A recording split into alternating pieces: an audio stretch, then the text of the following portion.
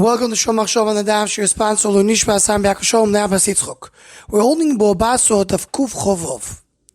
The Gemara in Base says if a father says that his son is a Bechor Sichla, a foolish Bechor, a Shaite, says the Gemara, he may mean to say that he is a Bechor Me'em, meaning he is the firstborn to his mother, not the firstborn to his father.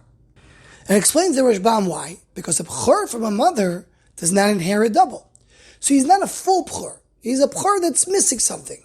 Whenever you have something which is missing, it's called a Shoite. Like we have in the Masechet Sukkah, Hadas Shoite. Hadas Shoite means that it's not a Hadas which is kosher for Sukkahs. So Bechor Shoite, but Bechor Suchla may mean to be, it's a Bechor who's not a full Bechor. According to this, the Chasam Soffer says a Givaldik Pshat. The Orachaim is in Shuvas, and Orachaim, Siman Reish Ches, it's the last Siman of Chelik Orachaim. And there, the Chasam Soffer is writing a tshuva to the Maharatz Chayes. The Maharatz Chayes wrote a sefer on Torah Nevi'im Ksuvim. Sefer, Agoda Sefer. And the Chasam Soffer has a very long tshuva, He'oros, his notes on the sefer. Within the words over there, he goes and brings the following shiloh that the Maharatz Chayes asks. The Maharatz Chayes brings two places that we find in Torah that somebody was willing to sacrifice a life in order to achieve something. The first case is in Chumash. The Reuven told Yaakov Avinu, send Binyamin with me, and if I don't bring him back, it's Shnei Bonai Tomis, you could kill two of my sons.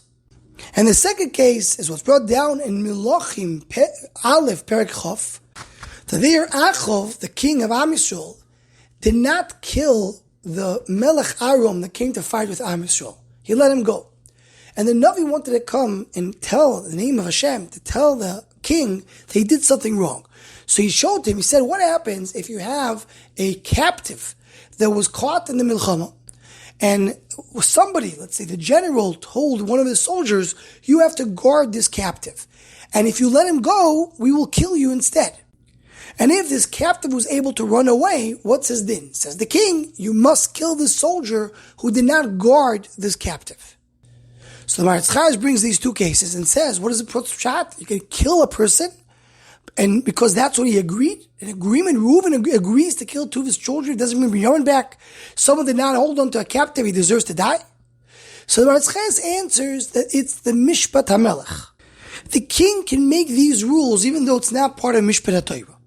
So Chasam Soffer right away says regarding the second question from Melochim is not a question, because there it's a risk for the milchama. If you let the captive go back, he may say secrets from the army to the enemy.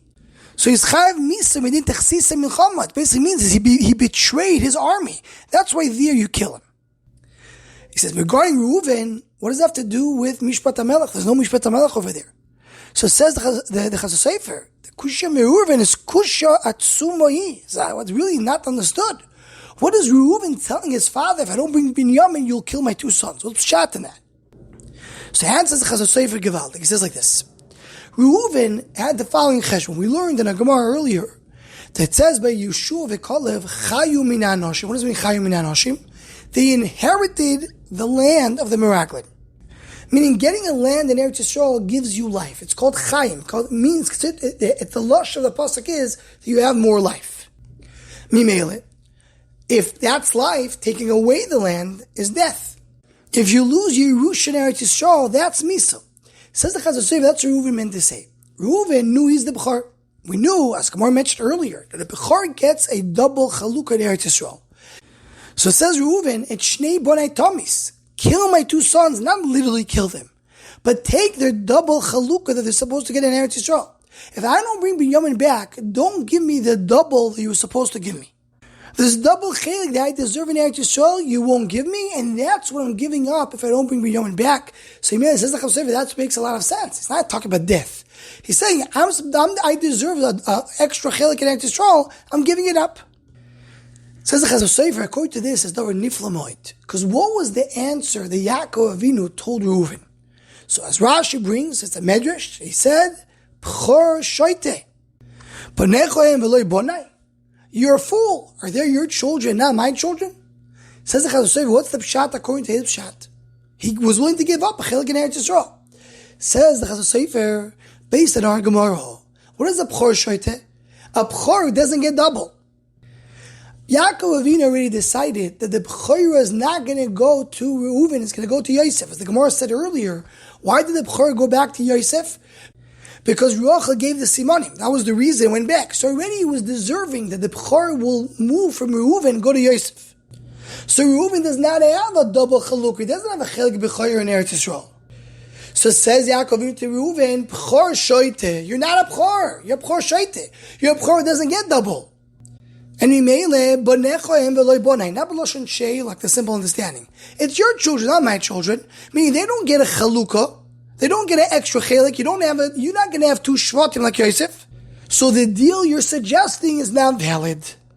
So Bechor shoite, the Yaakov Avinu says, is the reference of our Gemara. The Bechor shoite doesn't get double. Givaldik Pshat of the Chasam Soffer in this medrash.